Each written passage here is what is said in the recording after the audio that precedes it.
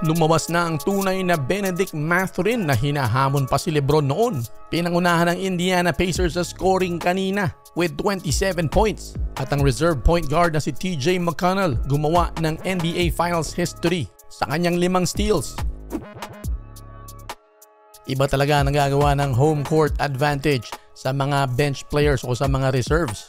Yan ang nakita natin dito sa Game 3 na isang TJ McConnell game at Bennedict Mathurin din. Gumawa ng kasaysayan itong si TJ McConnell sa kanyang 10 points, 5 assists at 5 steals. Parang pag sinabi natin ng konti naman Pero ito ang record dyan mga kabasketball. 15 players pa lamang ang nakakagawa ng stat line na yan. At kaya record dyan ay dahil off the bench numbers yung mga yan. Sa starter, nagagawa nila yan palagi. Pero pag galing sa bench, abay matinik yung 5 steals, 5 assists at 10 points na yan. Galing na mismo kay SGA na nasaktan sila dun sa mga play na nagawa nga nitong si TJ McConnell.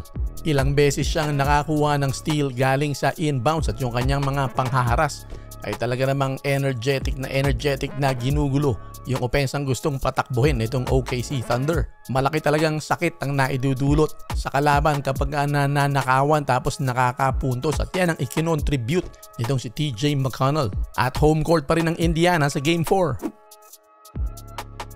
Sa panalo ng Indiana Pacers sa pivotal Game 3, ang bida sa scoring ay si Bennedict Mathurin. Pinangunahan niya lahat ng scorers with 27 points, 9 out of 12 shooting. Career night talaga ito para kay Mathurin. At syempre higit pa riyan ay nakalamang sila sa OKC ng isang laro. At dalawa na lang champion na sila. Pero syempre hindi ganun kadali gawin yan. Pero ito ngang si Mathurin ay pinakita ang sari-saring mga galawan niya.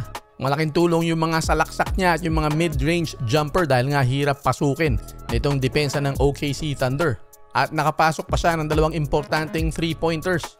Naalala nyo ba mga kabasketball, nung kakapasok pa lang nito sa NBA ay naging kontrobersyal agad ito sa kanyang pagsasalita. Nasa tingin daw niya ay hindi mas magaling sa kanya si LeBron.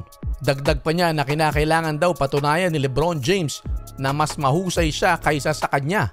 Game 4 sa Indiana pa rin gagawin mga kabasketball kaya may pagkakataon na naman itong si Mathurin na itodo at gandahan ang kanyang laro. Tignan natin kung makatabla ang OKC Thunder sa Game 4.